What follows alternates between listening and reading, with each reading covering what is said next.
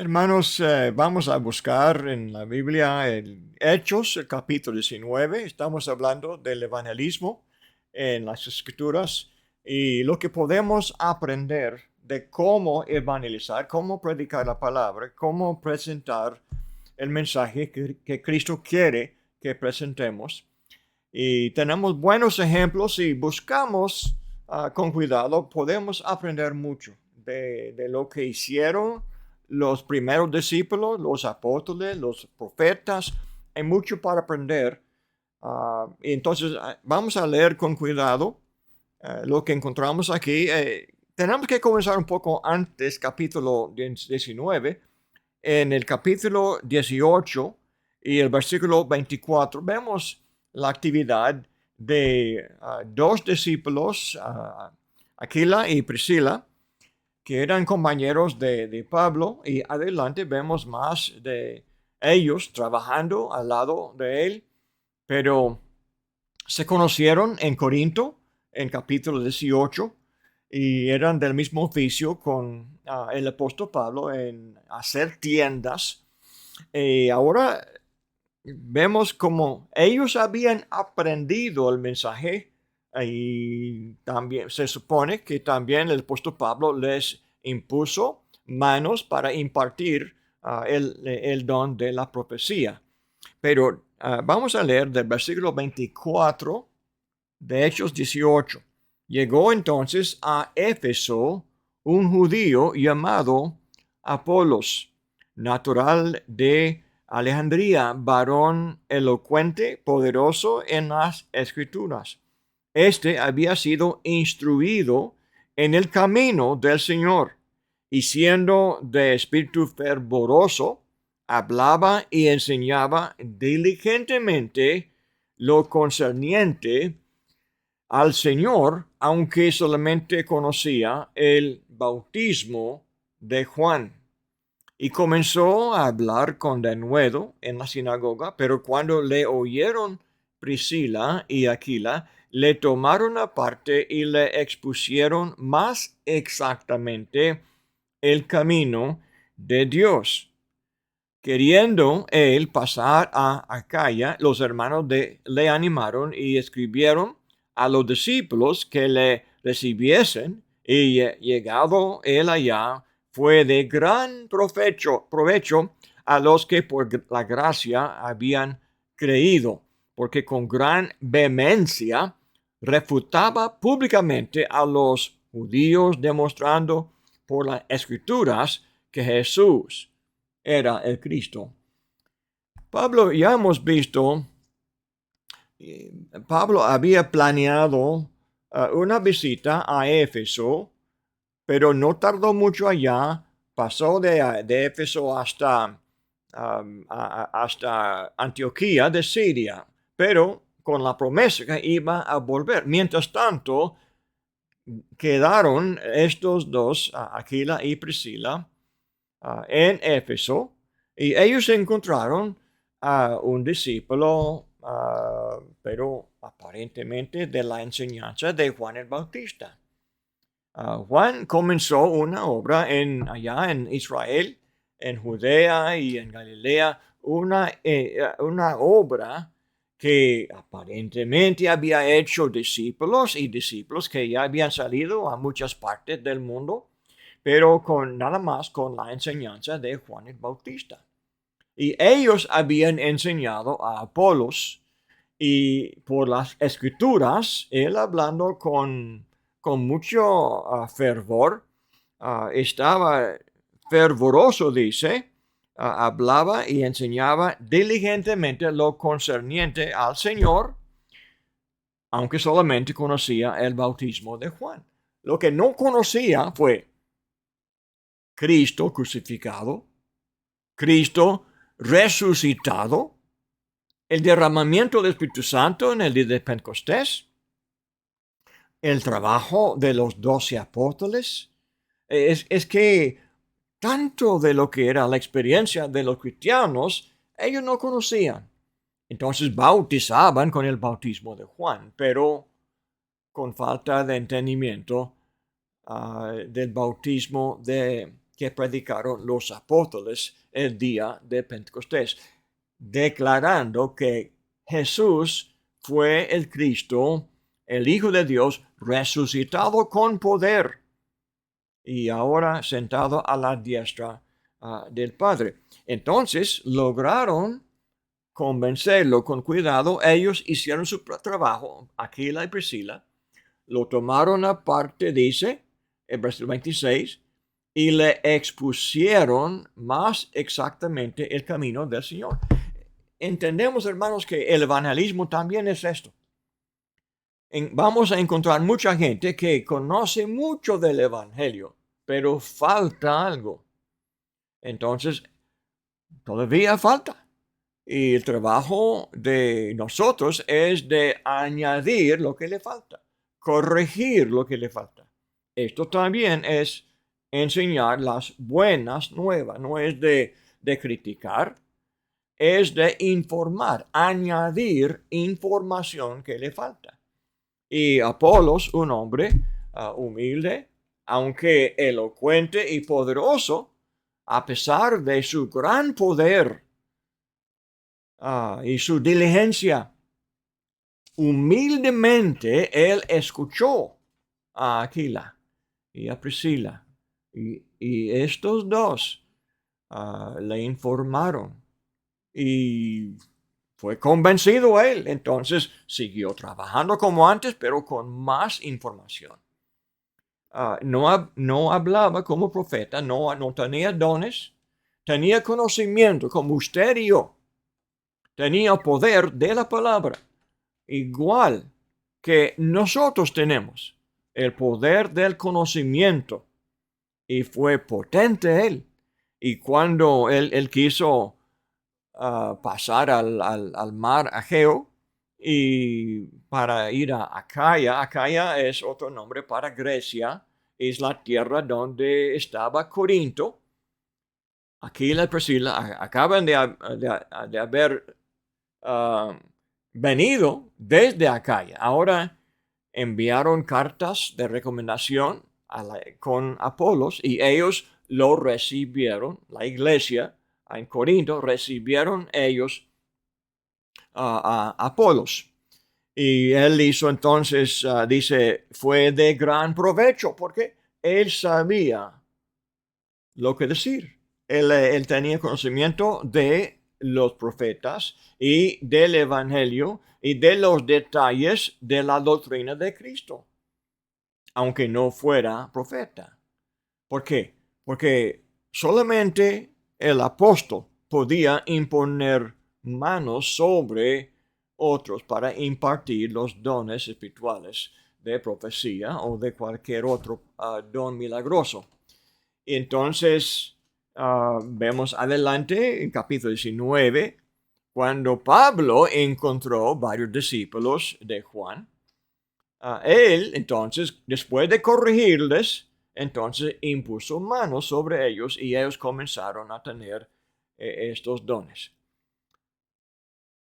Si tenemos dones o no tenemos dones, pues no importa, podemos todavía evangelizar, podemos ser de gran provecho si conocemos esta doctrina.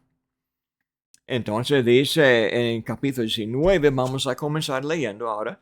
Aconteció que entre tanto que Apolos estaba en Corinto, Pablo, después de recorrer las regiones superiores, vino a Éfeso y hallando a ciertos discípulos, les dijo que Pablo había regresado a Antioquía de Siria.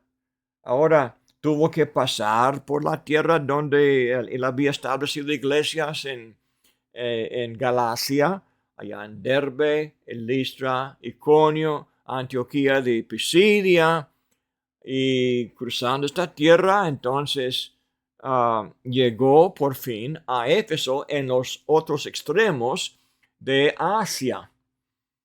Ahora, la región que el Espíritu Santo no le permitió entrar en el segundo viaje, ahora en el tercer viaje, por fin llega. Es tierra no muy lejos de de donde fue Lidia en Filipos. Ella fue de Tiatira. Tiatira se colocaba también en Asia. Ahora, Éfeso es la ciudad principal de esta provincia. Y ahora Pablo llega allá y encuentra ciertos discípulos. Dice, les dijo, recibisteis el Espíritu Santo cuando creísteis. Y ellos le dijeron, ni siquiera hemos oído si hay Espíritu Santo. Entonces dijo, ¿en qué pues fuisteis bautizados? Ellos dijeron, en el bautismo de Juan. Dijo Pablo, Juan bautizó con bautismo de arrepentimiento, diciendo al pueblo que creyesen en aquel que vendría después de él, esto es, en Jesús, el Cristo. Cuando oyeron esto, fueron bautizados en el nombre del Señor Jesús. No fue tan difícil para Pablo convencerles, porque el mensaje de Juan fue que ellos, sus discípulos, creyeran en el que les seguía. Anticipaban ellos el Cristo después de él. Juan nunca decía que él fuera el Mesías o el Cristo. Anticipando, buscando. Ahora, Pablo, con el poder del Espíritu Santo, les enseña la verdad más amplia, como también Priscila y Aquila hicieron con Apolos. Es muy fácil suponer, tal vez, que estos discípulos de Juan fueron convertidos por Apolos mismo, cuando él andaba allí. Pero ahora no anda por allá, ya fue a Corinto, dejando para atrás algunos discípulos, tal vez, por la influencia de este hombre tan elocuente enseñando la enseñanza de Juan el Bautista. Pero como Apolos estaban bien abiertos al escuchar el Evangelio, estaban bien dispuestos a someterse a esta enseñanza. Entonces, Juan dice una vez más, verso 4, Juan bautizó con bautismo de arrepentimiento. Así vemos en Marcos capítulo 1. Mucha repetición de eso. Es decir, que él bautizaba a ellos predicando arrepentimiento, predicando la nueva vida, predicando el cambio necesario. Entonces, lo que vemos es que dice que ellos creyesen en aquel que vendría después de él, esto es, en Jesús, el Cristo. Ahora, tanto que no entendían, ahora huyeron de Pablo y enseguida ellos se bautizaron en el nombre que no conocían antes, el nombre del Señor Jesús. Entonces, aunque ellos fueron bautizados, no fue suficiente. Hermanos, una parte de evangelizar hoy día es de convencer a los bautizados, pero conforme a doctrina falsa, convencerles a ellos ser bautizados de la manera correcta. Y tantas veces es muy difícil hacerlo. Muchos se bautizan después de tal vez leer algo de la Biblia, pero la predicación que oyen y la confesión que hacen cuando se bautizan es algo, por ejemplo, como confieso que, que soy salvo por la fe sola y me bautizo para declarar que ya soy salvo. Ahora entonces no se bautizan para el perdón de los pecados. Esto entonces se predica en casi todas las iglesias de los evangélicos. Entonces la gente se bautiza y en muchos casos se bautizan en agua, pero se bautizan con una doctrina que niega lo que los apóstoles enseñaron en Hechos 2:38. Porque Pedro allí dijo, si podemos volver a leerlo, cuando ellos clamaron, se compungieron de corazón y dijeron a Pedro y a los apóstoles, varones hermanos, ¿qué haremos? Ahora versículo 38, Hechos 2:38. Pedro les dijo, arrepentíos y bautícese cada uno de vosotros en el nombre de Jesucristo para perdón de los pecados y recibiréis el don del Espíritu Santo. Eso es lo que declaró Pablo. Hoy día, cuando la gente se bautiza sin aceptar que el bautismo es para el perdón de los pecados, entonces no son perdonados porque no buscan el perdón. No son cristianos, aunque se llamen cristianos.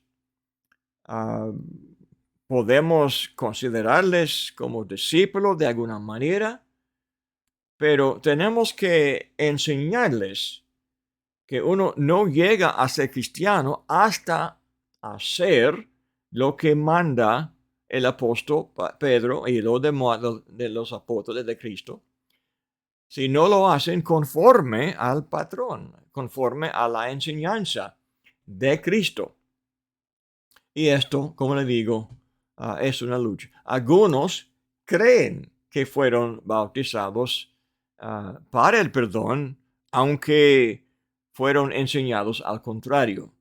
Y entonces es algo que a veces es un poco difícil de aclarar para ellos.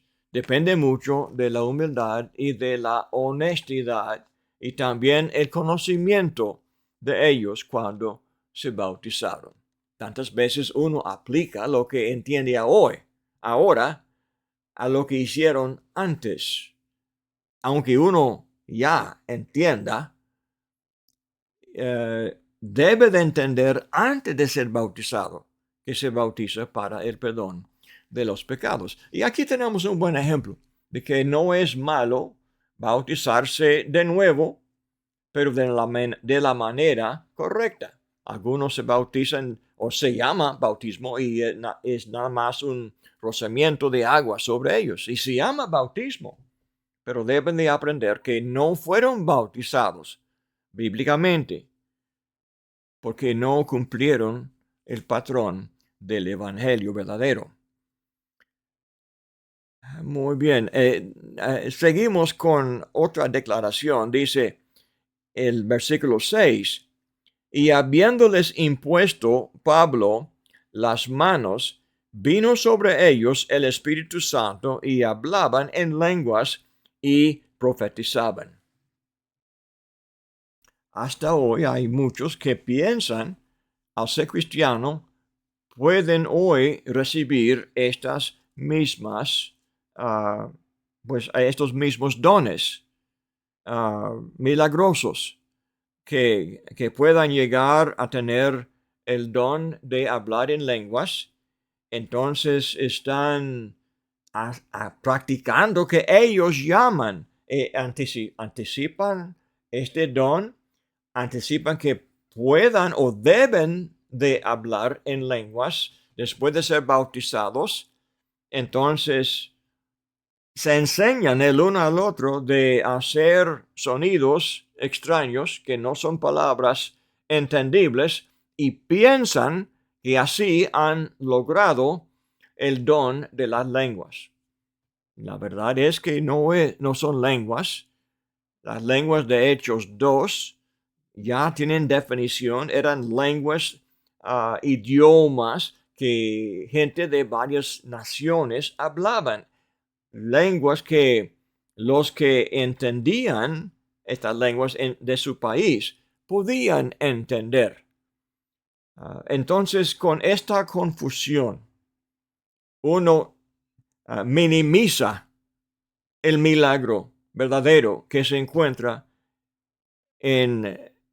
aquí en Hechos 19 y también en Hechos capítulo 2, cuando ellos tenían dones milagrosos. Entonces piensan que pueden pues también tener el don de hablar como profeta y que Dios habla a ellos. Anoche un señor me preguntó, ¿cómo podemos averiguar cuál voz que escuchamos es de Dios y cuál voz no es de Dios? Y yo le dije, es buena pregunta. ¿Cómo pues podemos saber? Porque hay voces que algunos oyen cuando sufren enfermedad de la mente que se llama esquizofrenia. Entonces oyen voces, pero no son reales. Y a veces son voces que uno interpreta como voces de demonios. ¿Es de esto de Dios? Pues por supuesto que no. Otros oyen voces de la carne. Y también sabemos que Satanás nos puede tentar. ¿Y cómo es que Satanás nos tienta? Pues nos tienta con una voz. ¿Cómo podemos distinguir entre la voz de Satanás y la voz de Dios? Si Dios así nos habla hoy día. Entonces podemos preguntar, ¿no sabe Satanás ah, portarse como ángel de luz, como 2 Corintios 11 dice? Satanás no sabe cómo hablar como si fuera ángel de luz. Sí, bien sabe. Si Satanás puede hablar con la misma voz que usaría Dios, ¿cómo pudiera el hombre distinguir en la voz de Dios? Y la verdad es que Dios ya habló. Y estos profetas, cuando recibieron palabra del Espíritu Santo, también recibieron poder de hacer milagros para confirmar la palabra que fuera de Dios. Entonces, y usted y yo, ¿qué tenemos hoy? Tenemos la palabra de Dios escrita. Esta palabra confirmada, bien firme por las señales de Dios. Entonces, si queremos saber lo que dice Dios, hay que buscar la ley de Dios en la palabra escrita. Hay que buscar la voluntad, el patrón de la iglesia para el culto de la iglesia, para la obra de la iglesia. Hay que buscar en la palabra de Dios. Hay que buscar toda la doctrina de Jesús en el Sermón del Monte, en Mateo capítulo 5, 6 y 7. Son palabras que el Espíritu Santo ya registró en la Sagrada Escritura para que nosotros pudiéramos saber la voz de Dios, la enseñanza de Dios. Pero somos perezosos, hermanos. El hombre religioso hoy no quiere y no piensa que es capaz de entender la palabra escrita en la Biblia. Aunque Efesios 3:3, Pablo dijo, yo le escribo lo que yo entiendo para que ustedes lean lo que he escrito y entender lo que yo entiendo. Podemos entender lo que los apóstoles de Cristo entendieron, nada más por leer la palabra de ellos. Entonces, aquí tenemos el principio de la obra del Evangelio en Éfeso, en Hechos 19, el versículo 8. Dice, y entrando Pablo en la sinagoga, habló con denuedo por espacio de 3 meses, discutiendo y persuadiendo acerca del reino de Dios. ¿Qué hizo entonces Pablo en la sinagoga en Éfeso?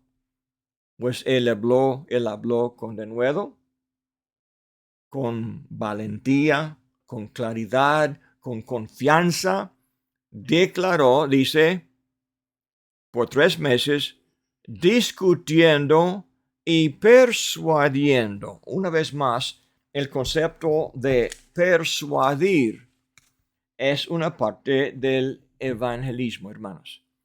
Evangelizamos, proclamamos la palabra, pero no tiramos la palabra dejándolo sin el esfuerzo de convencer, de persuadir. Lea conmigo 2 Corintios, el capítulo 5, 2 Corintios, capítulo 5. Y aquí vemos que Pablo, su trabajo siempre fue eso. Dice el versículo 11. Conociendo pues el temor del Señor, persuadimos a los hombres, pero a Dios les manifiesto lo que somos, y espero que también lo sea a vuestras conciencias. Así escribió Pablo. Cuando anduvo allí en Éfeso, en la sinagoga, él, conociendo el temor de Dios, el temor que Dios lo condenaría si él no hubiera hecho esta obra, el temor de Dios de que ellos, a quienes él amaba, porque el Señor le enseñó a amar al prójimo como a sí mismo, a amar como Dios ama al mundo, y con tal que envió a su Hijo para morir en la cruz, exige que tengamos el mismo amor nosotros para con ellos. Ahora, Pablo, amando a ellos, conociendo el temor de Dios que hizo, luchó para persuadir. Para persuadir, uno tiene que entender qué es lo que le faltan de entender. ¿Qué es lo que uno puede hacer o decir para convencer a los que dudan la palabra? La palabra es razonable. Dios es razonable. Como hemos dicho antes, Isaías 1:18. Dios es Dios que razona con ellos. Dice, estemos a cuenta, dice Isaías 1:18 en la traducción aquí que tenemos de Reina Valera. Aquí al principio de Isaías, pero explica lo que quiere decir. Dice, comenzando aquí en el 18, venid luego, dice el Señor, dice Jehová, y estemos a cuenta. Si vuestros pecados fueren como la grana, como la nieve, serán emblanquecidos. Si fuera rojos como el carmesí, vendrán a ser como blanca lana. Si quisiereis y oyereis, comiereis el bien de la tierra. Si no quisiereis y fuereis rebeldes, seréis consumidos a espada, porque la boca de Jehová lo ha dicho. Isaías, conociendo el temor de Dios, anticipando el juicio de Dios, ruega a ellos que pensaran, que meditaran, que dejaran que Él les persuade. Entonces, lo que está haciendo Pablo aquí en Hechos 19 es lo mismo. Entonces, persuadiendo, dice, acerca del reino de Dios. El reino de Dios tiene rey. El rey es Jesús. El rey reina, domina, gobierna. Es lo que hacen los reyes. Jesús, el rey de reyes, el señor de señores, manda en el Sermón del Monte, Mateo 5, 6 y 7. Muchos decían varias cosas, pero Jesús dijo, pero yo os digo. Jesús los mandó como rey. Entonces, cuando predicamos el Evangelio, predicamos el mensaje de Jesús, el mensaje del Rey, porque este mensaje los va a juzgar. Hechos 17, versículo 30. Nos juzgará Jesús conforme a las enseñanzas de él. Entonces Pablo les enseñaba el reino de Dios. Lamentablemente tenemos esta reacción en el versículo 9. Pero endureciéndose algunos y no creyendo, maldiciendo el camino delante de la multitud, se apartó Pablo de ellos y separó a los discípulos, discutiendo cada día en la escuela de uno llamado Tirano. Fue en este caso necesario separar sus discípulos de los incrédulos de los judíos en la sinagoga. Porque, ¿qué hacían ellos? Dice, ellos endureciéndose algunos. Jesús también nos dio esta advertencia, que habría gente con corazón muy duro. Tendrían ojos, pero no podían ver. Tenían oídos, pero no podían oír. ¿Por qué? No querían, porque estaban endurecidos de corazón. Entonces, la evidencia de su incredulidad fue, comenzaron a maldecir el camino. Maldecir es qué? De hablar mal, de insultar, de blasfemar la deidad de Jesús, blasfemar el plan del Padre Celestial, blasfemar la enseñanza del Espíritu Santo. Ahora, cuando uno tiene esta actitud, ¿qué podemos hacer? No hay nada en común. Es una pérdida de tiempo de seguir hablando con ellos porque ya están cerrados, endurecidos. Ahora, mejor es enfocarse en la falta de los creyentes, los discípulos de Cristo, los humildes, enseñarles en otro lugar, en otro contexto, para que puedan crecer y estar fortalecidos por la verdad de Cristo. Entonces escogió esta escuela, un lugar en donde podían ellos congregarse, la iglesia.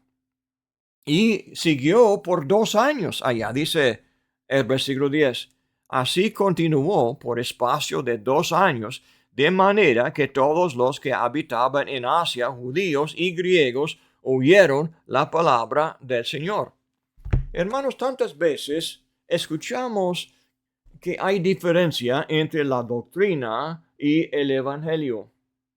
Y dice, comenzaron, el evangelio es de predicar que Cristo fue crucificado y resucitado y ascendió al cielo y hay que creer en Jesús. Esto es el evangelio. Y ya. Entonces, cuando uno comienza a hablar de las enseñanzas de Jesús, dice que esto no es igual. Esto es la doctrina de Cristo. No es el evangelio. Es el evangelio que nos salva porque nos salva por la fe. Y tantos creen eso, que uno se salva por fe en Jesús, sin definición. No están dispuestos a definir qué significa creer en Jesús.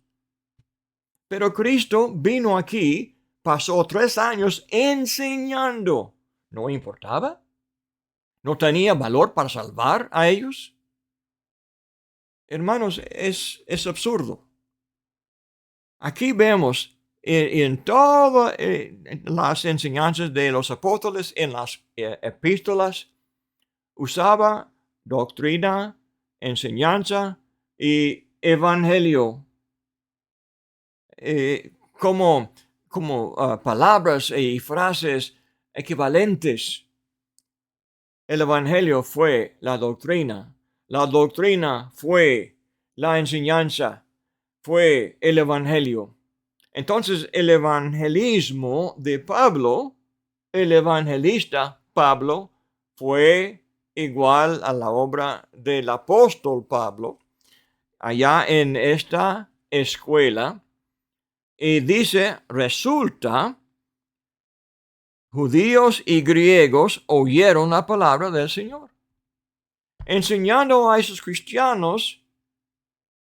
Al mismo tiempo, la palabra salía, el evangelio salía a todas partes de Asia. Conocemos a 7 iglesias de Asia en Apocalipsis capítulos 2 y 3.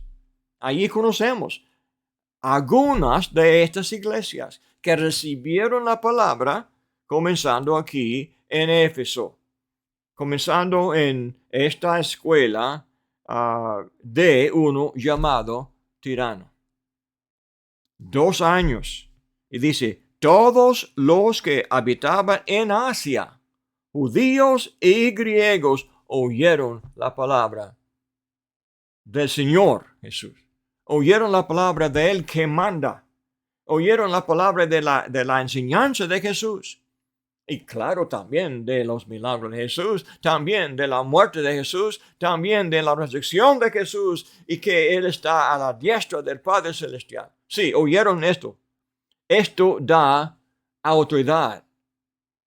Jesús tiene derecho de mandar. Entonces, ¿qué? ¿No debemos de obedecer lo que Él manda? Pues claro que sí. Uno que no obedece a Cristo no cree en Cristo. No acepta su enseñanza, no acepta su señorío, no acepta que Él es el que manda, el Señor Jesús, el Señor Jesús. Ahora vemos el Espíritu Santo trabajando al lado, confirmando la palabra de los profetas, confirmando la palabra del apóstol Pablo allá en Éfeso, en Asia. Es la gloria de esta parte del evangelismo en el primer siglo. Las maravillas que Dios hizo. Dice, y hacía Dios milagrosos extraordinarios por mano de Pablo. Es interesante esta frase. Milagros extraordinarios. ¿Qué es un milagro? Un milagro es algo extraordinario. El milagro mismo no es natural, es sobrenatural. Es extraordinario el milagro. Pero ahora habla de milagros extraordinarios. Para decir que no fue común ver esta clase de milagro. Los apóstoles sanaban a los enfermos y Cristo mismo, cuando Él sanaba enfermos, tenía su manera para hacerlo, hablaban una palabra o en un caso Jesús mandó que el siervo del centurión que fuera sanado y él estaba en otra ciudad y así Jesús podía mandarlo.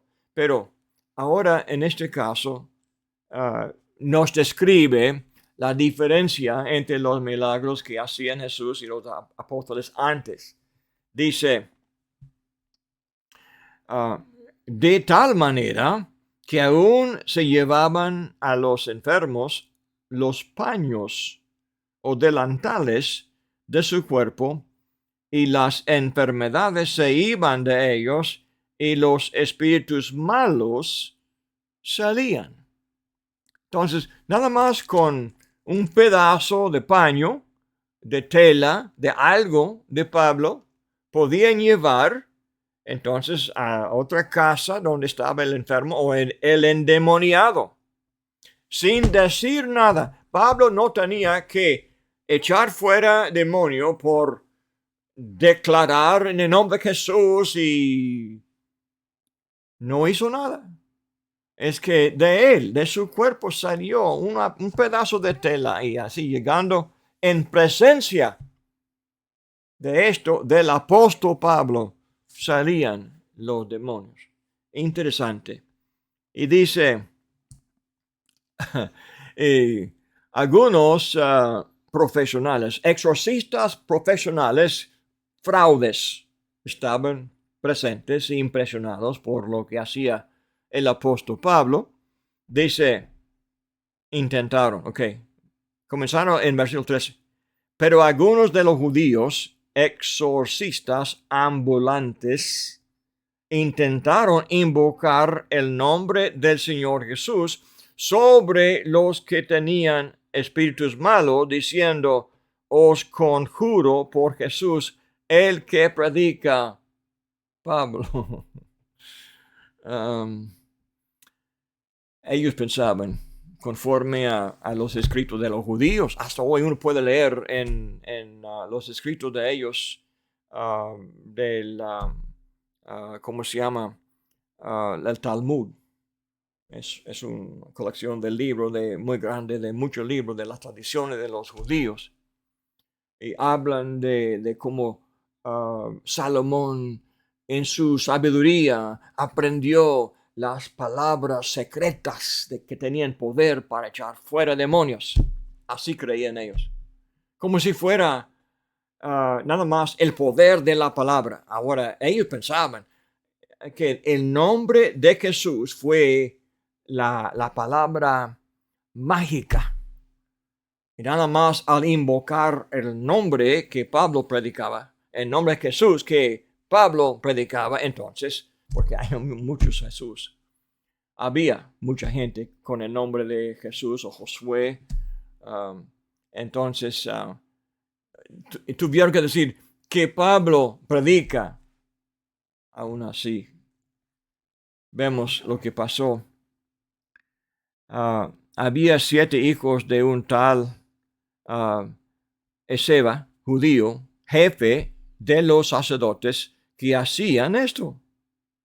Pero respondiendo el espíritu malo, dijo, a Jesús conozco y sé quién es Pablo, pero vosotros, ¿quiénes sois? No eran nadie. No eran Jesús. No eran apóstoles de Jesús, que tenían de Jesús el mando, el poder de hacer eso, el permiso del Rey de Reyes. Pablo sí tenía, pero ellos no tenían nada. Y no había poder en el nombre, de invocar el nombre de Jesús. Y esto no fue el poder de Pablo, de saber el nombre mágica.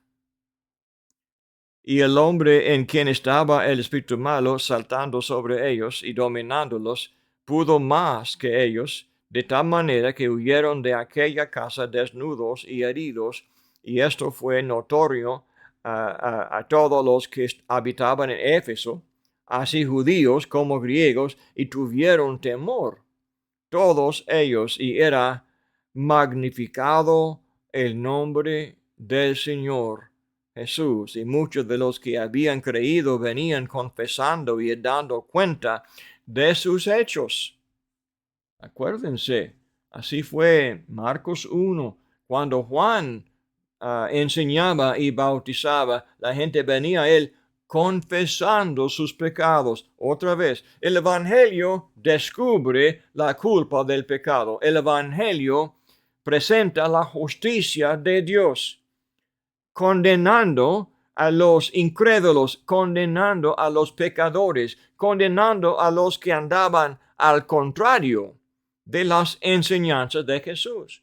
Al escuchar el error de ellos, estaban condenados y vinieron porque tenían respeto, reverencia y temían a Dios. Temían al mensajero de Dios, porque podían ellos ver el gran poder que Jesús había puesto en las manos del apóstol Pablo. Entonces hacían caso de la enseñanza de Pablo, el apóstol de Cristo. Tuvieron temor, todos ellos, y era magnificado el nombre del Señor Jesús, y muchos de los que habían creído venían confesando y dando cuenta de sus hechos. Sus hechos eran malos. Sus hechos eran pecados, eran errores, eran falsa doctrina, falso culto, o culto falso. Confesando sus errores, su idolatría, su hechicería, su brujería, confesando que todo de lo que ellos creían era falso.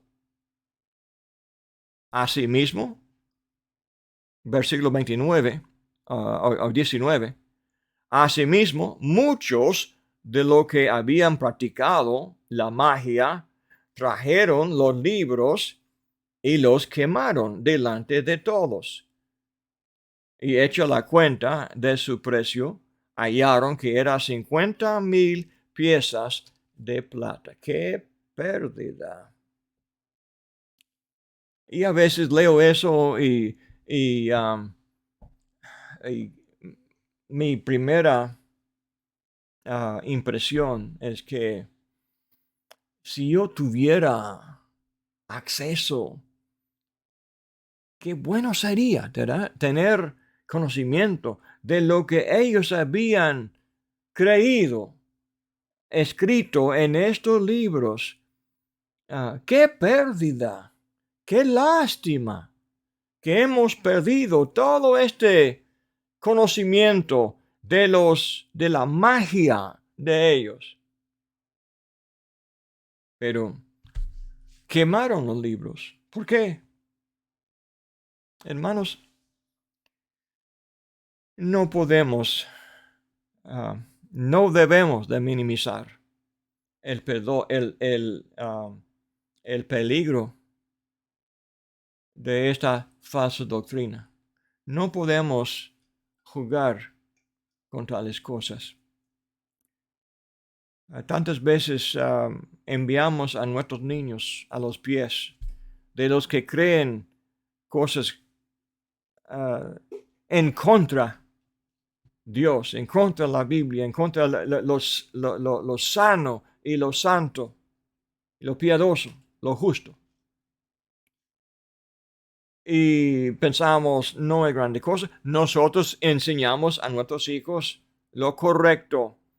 Entonces, los niños pueden soportar los errores de los de afuera y tarde o temprano tendrán que enfrentar eso.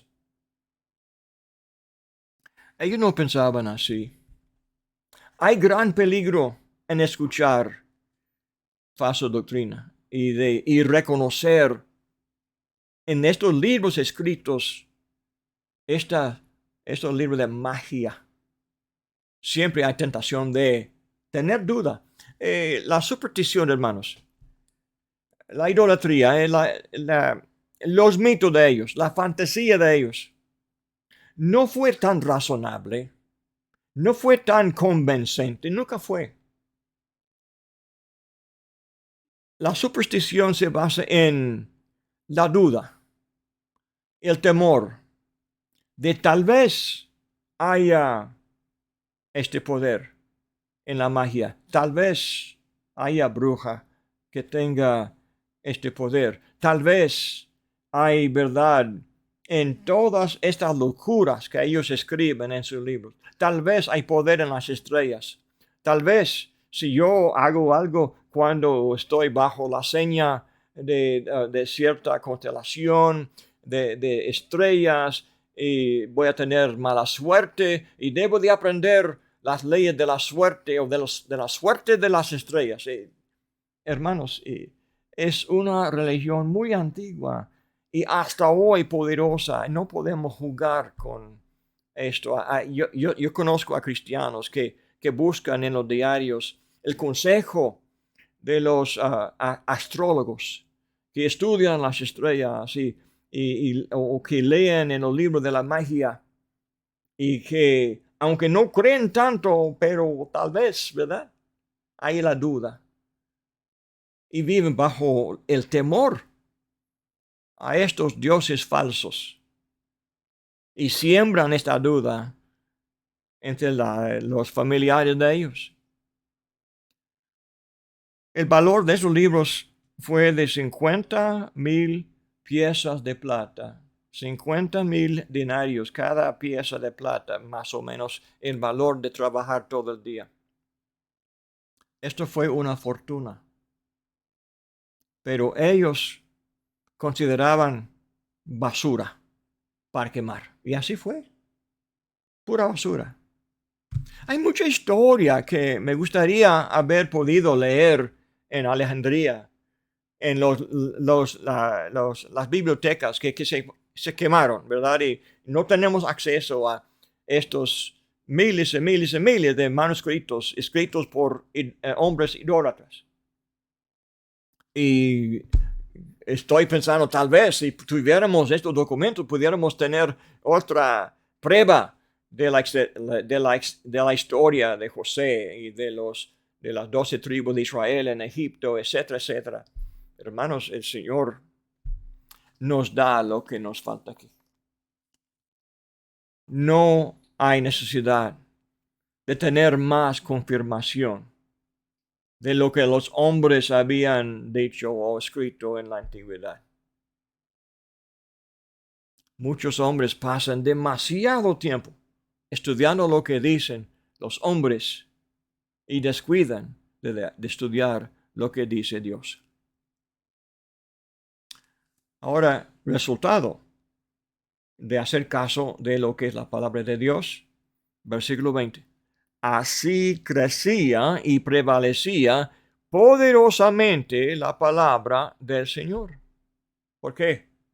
Porque escuchaban la palabra de la verdadera, la verdad del Evangelio, la palabra de Dios, la palabra del reino de Dios. Y así crecía y prevalecía hasta todas partes de la región, de la provincia de Asia. Prevalecía poderosamente la palabra del Señor. Pasadas estas cosas, Pablo se propuso en espíritu ir a Jerusalén, después de recorrer Macedonia y Acaya, diciendo, después que haya estado allí, me será necesario ver también a Roma. Y enviando a Macedonia a 2 de los que le ayudaban, Timoteo y Erasto, él se quedó por algún tiempo en Asia. Ya se acabó la hora, hermanos, pero déjame comentar brevemente. Lo que está pasando aquí es la confirmación del poder del Evangelio de convertir a los gentiles en ser discípulos de Cristo que amaban a todos, aún hasta amar los gentiles a los judíos. Porque hubo el hambre en Judea y necesidad entre los hermanos en Cristo, iban a buscar y a juntar una contribución, una ofrenda de las iglesias, mayormente de los gentiles, en Acaya, en Macedonia, en todas partes. Iban a recolectar estos fondos con representantes de cada iglesia, iban a llevar este dinero a Jerusalén. Envió a estos 2 adelante. Y en esta ocasión, el apóstol Pablo escribió la primera carta a los Corintios. Y lo vemos capítulo 16, 1 y 2. Habla de esta ofrenda.